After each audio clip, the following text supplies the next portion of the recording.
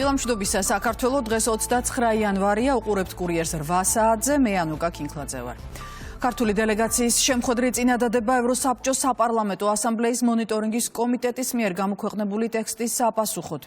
მასში გაპროტესტებულია პასეს მიერ შემუშავებული ბოლო განცხადება და მოთხოვნილია საქართველოსთან მიმართებით დათქმების გაუქმება. დელეგაციის ხელმძღვანელი თეა წულუკიანი ამბობს, რომ მათ მიერ შეტანილი ინიციატივა სესიაზე მხარდაჭერილი იქნება. შეგახსენებთ, ევროსაბჭოს საპარლამენტო ასამბლეის მონიტორინგის კომიტეტის პროექტის ერთ-ერთი ვარიანტის მიხედვით ასამბლეაში საქართველოს დელეგაციის უფლებამოსილება გარკვეული დათქმებით, დროებით უნდა დამტკიცდეს.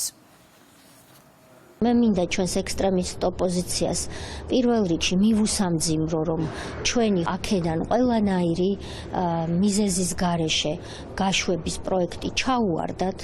ყველა იმ ვითომ არასამთავრობო ორგანიზაციას, რომელიც დერეფანი 10-ია და ყველგან რამდენიმე არიან, მათაც მივუსამძიმრო. არაერთი ქვეყნის დელეგაციისგან გვაქვს თანხმობა, რომ ჩვენ უკვე დღესვე დავარეგისტრირებთ ამ პროექტზე ცვლილებას და ისინი ამ ცვლილებას მხარს დაუჭერენ. შესაბამისად პლენარულ სხდომაზე განიხილება ეს ტექსტი და ჩვენ მიერ ინიცირებული ცვლილება. შედგება დებატები, წავე და შემდეგ უკვე გამოჩნდება რა იქნება საბოლოო შედეგი კენჭისყრის შემდეგ.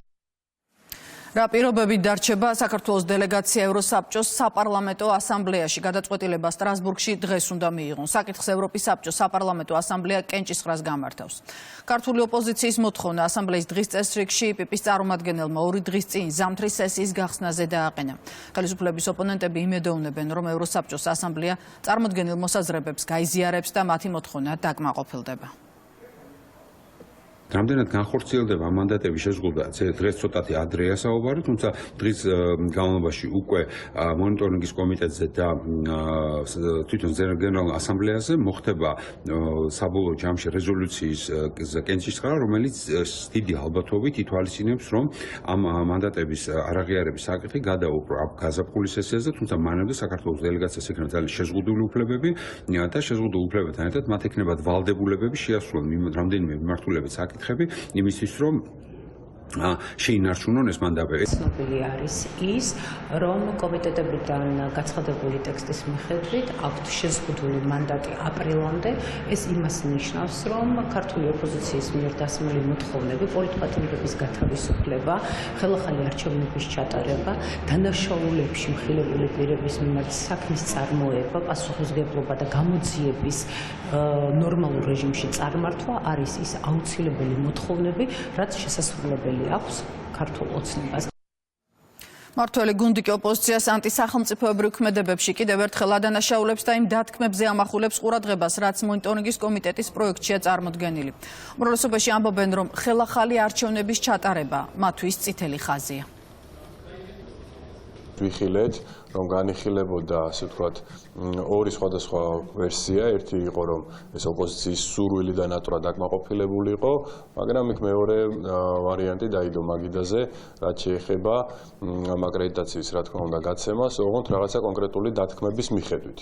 ეს დათქმები შედგება რამდენიმე პუნქტისგან, მაგრამ ყველაზე ისეთი წითელი ხაზი, რა თქმა უნდა, ჩვენთვის არის რეკომენდაცია, რომელიც დაკავშირებული არის ხელახალი არჩევნების ჩანისმასთან დაკავშირებით. ეს არის გამორიცხული და ქალბატონმა თეა წულუკიანმა იქ ღია შეხვედრებზე, დახურულ შეხვედრებზე, რა თქმა უნდა, ეს ხაზგასმით აღნიშნა ყველასთან. ვინაიდან საქართველოში არჩევნები შედგა, საქართველოში არჩევნები ჩატარდა. ღალატში ერთმანეთს ეჯიბრებიან კოლექტიური ნაცნობების წარმომადგენლები და მათი მხარდამჭერების ხინა ხდება გამხნევება. სწორედ ის წერილი, რომელიც საქართველოსთან გაიგზავნა ევროპის კონკრეტულ სტრუქტურაში ძალიან გავს ორჯონიკიძის წერილს თბილისის თავზე ფრიალებს წითელი დროშა, ვერ ეღირსება ვერავინ ჩვენი ქვეყნის სუვერენიტეტის შემცირებას და დასუსტებას. და მაინც რა ქმედებებს უნდა ელოდოს საქართველოს ევროკავშირიდან, რას ფიქრობენ ბრიუსელში თბილისთან დაკავშირებით. ევროკავშირის ერთ-ერთი მაღალჩინოსნის სიტყვებზე დაყრდნობით. საკუთარ ვარაუდებზე წერს რადიო თავისუფლების ევროპის ბიუროს რედაქტორი. თავის ავტორო სტატიაში რიკარდი ოზვიაკი ამბობს, რომ ევროკავშირი საქართველოში ჩატარებული არჩევნების შედეგებს უკანონოდ ან არალეგიტიმურად ვერ აცხადებს და მზად არის საჭიროების შემთხვევაში ოფიციალურ ვიზიტზე საქართველოს პრეზიდენტი მიხეილ ყაველაშვილიც მიიწვიან. მიზეზი, რის გამოც ევროკავშირი წინ ვერ მიდის, ერთ-ერთი არის ის თუ რა მოხდა სადავოს საპარლამენტო არჩევნების დროს, რომელიც გასულ წელს ჩატარდა. კენჭისყრის შესახებ ეუთო ოდირის სრულმა დასკვნამ, რომელიც 2024 წლის დეკემბერში გამოქვეყნდა, პრობლემა ვერ გადაჭრა. ჩვენ არ შეგვიძლია ვამტკიცოთ, რომ არჩევნების შედეგები უკანონო ან არალეგიტიმური იყო. ჯერ კიდევ საუბრობთ დარღვევების შესახებ. ამ საკითხის მიღმა წინსვლა არ გვაქვს, მითხრა ევროკავშირის ერთ-ერთმა ოფიციალურმა პირმა. ქართული ოცნების მაღალჩინოსნების წინააღმდეგ ამერიკის შეერთებული შტატების მსგავსი სანქციების დაწესების საკითხი კი დაიხურა. მწვანე შუქი მხოლოდ დიპლომატიური პასპორტის მფლობელებისთვის სავიზო მოთხოვნებთან დაკავშირებულ სიმბოლურ ზომას აუნთეს. ნატოში ყველაფერი ბევრად მარტივია. ერთმა ოფიციალურმა პირმა, რომელიც ანონიმურად საუბრობდა, რადგან არ იყო უფლებამოსილი ოფიციალურად ესაუბრა, მითხრა, რომ მოკლე პასუხი არის დიახ. ჩვენ ვხედავთ ყაველაშვილს საქართველოს პრეზიდენტად. გრძელი პასუხი არის ის, რომ ეს რთული სიტუაციაა. ოფიციალურად ბევრს არ ვამბობთ, მაგრამ თუ ის უნდა მოვიწვიოთ ისეთ ღონისძიებაზე, როგორიც ნატოს სამიტია, ამას გავაკეთებდით. 6 საათზე მეტი დასჭირდათ მეხანძრე მაშველებს ლილოში გაჩენილი ხანძრის ლიკვიდაციისთვის, თუმცა ცალკეული მხრჩოლავი კერების ბოლომდე ჩასაქრობად რამდენიმე ბრიგადა ტერიტორიაზე თითქმის მთელი ღამის განმავლობაში დარჩა. ძლიერი ქარის შედეგად, ხანძრის შედეგად არავინ დაშავებულა, დამწვარია ბაზრობის ტერიტორიის ნაწილი დაახლოებით 5000 კვადრატული მეტრი ფართობი, სადაც მაღაზიები და საწყობები იყო განლაგებული. ზარალის სოდენობის შეფასება დღეიდან დაიწყება. რა გახდა ხანძრის მიზეზი, ჯერჯერობით დაზუსტებული არაა. ერთ-ერთი ვერსიით, ხანძარი ტერიტორიაზე შედუღების აპარატის გამოყენების დროს ერთ-ერთ მაღაზიაში გააჩნდა და მალევე გავრცელდა. ცეცხლის გაჩენის კიდევ ერთ მიზეზად სახელდება ელექტროსადენებიც, მიმდინარეობს გამოძიება.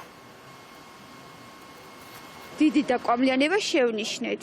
გადავრეკეთ ეგრევე, გადმოვრეკეთ, გამოვიდით გარეთ და ჯერ გეგონა რომ მეებს გაუჩნდა რაღაცას. მე გადავრეკეთ, მოვიდნენ სასტრაფოდ ეს მეხანძრეები. მაგრამ ძალიან დიდი იყო, ყველგან იყო უკვე ცეცხლი, ყველა ფანჯრიდან გამოდიოდა ცეცხლი. გამომწვევი მიზეზი ამ დენი, კაბელები, ალბათ. ხანძრის ქრობის პროცესი წარიმართა ნორმალურად. მეხანძრე მაშველებმა მოახდინეს ხანძრის ლიკვიდაცია. 112-დან ინფორმაციის შემოცვლისთანავე მეხანძრე მაშველებმა დროულად მოახდინეს რეაგირება, დროულად დაიწყეს ხანძრის ქრობა. ადგილზე მობილიზებული იყო 22 სახანძრო სამაშველო ავტომანქანა და 120-მდე მეხანძრე მაშველი იყო მობილიზებული, რომლებიც ჩართულები იყვნენ ხანძრის სალიკვიდაციო სამუშაოებში. დაშავებულების შესახებ ინფორმაცია არ შემოსულა. რაც შეეხება დაზიანებას, ბაზრობის ტერიტორიას თქვენც ხედავთ, არის გარკვეული ნაწილი დამწვარი. ქალაქ მიკოლაევზე სარაკეტო იერიში მიიტანეს ოკუპანტებმა. გუშინ დღის ბოლოს არის მსხვერპლი დაღუპულია 2 ქალი, დაზიანდა ინფრასტრუქტურა, მათ შორის საკვების გადამამუშავებელი ქარხანა. დაიბომბა სუმის ოლქის სასაზღვრო დასახლებები, დაიღუპა 1 ადამიანი. უკრაინის გენერალური შტაბი ყველაზე ცხელ მიმართულებად კვლავ პოკროვსკის ასახელებს. უკრაინული მედია იუწყება, რომ რუსულმა ჯარმა დონეცკის ოლქში ველიკა-ნოვოსილკის დაკავება შეძლეს და სხვა 4 დასახლების მიმართულებითაც დაწინაურდნენ. უკრაინასთან მოლაპარაკებებისთვის კანონიერი გზა არსებობს, მაგრამ მოსკოვი ვერ ხედავს კიევის მხრიდან ჩართულობის სურვილს. ამ შესახებ ვლადიმერ პუტინმა რუსეთის სახელმწიფო ტელევიზიასთან ინტერვიუს დროს განაცხადა. კითხვაზე sapasუხოდ შესაძლებელია თუ არა უკრაინის პრეზიდენტთან მოლაპარაკებები. პუტინმა აღნიშნა, რომ მოლაპარაკების გამართვა ნებისმიერ შეიძლება, თუმცა ამას ზელენსკის არალეგიტიმურობა ართულებს, რადგან მანდატის ვადის გასვლის შემდეგ ის კვლავ ხელისუფლებაშია.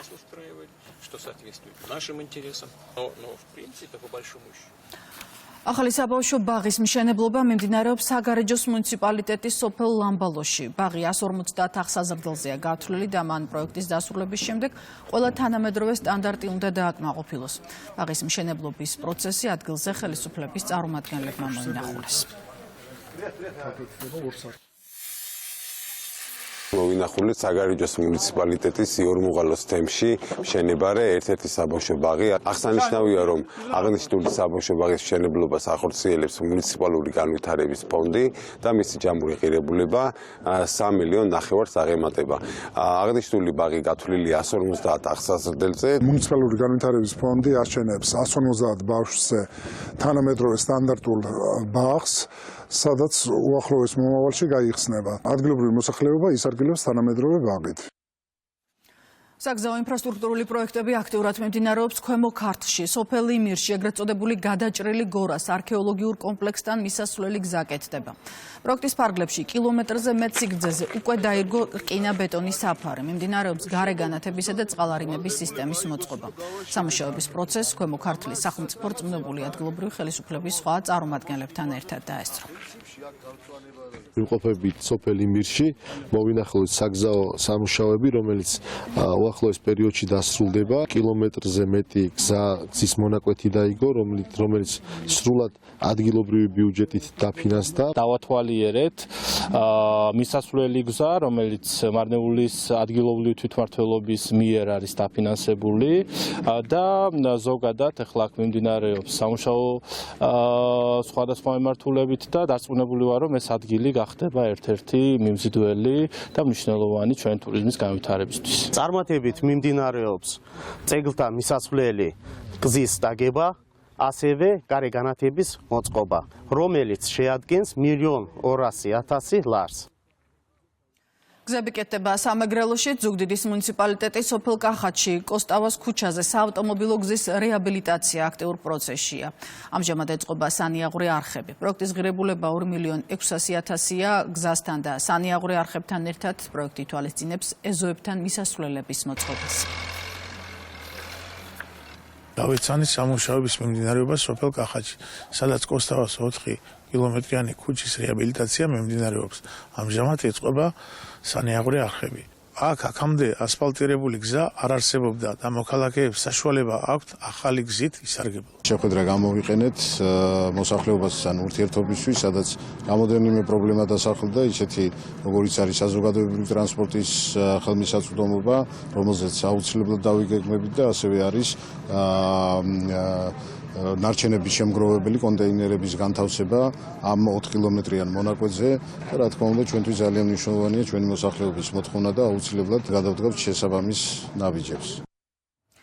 დღეს ყველა მნიშვნელოვანი ამბის ნახვა ჩვენს ვებგვერდზე, რუსთავი 2.g შეგიძლიათ, მე კი ამით 9-მდე დაგემშვიდობებით.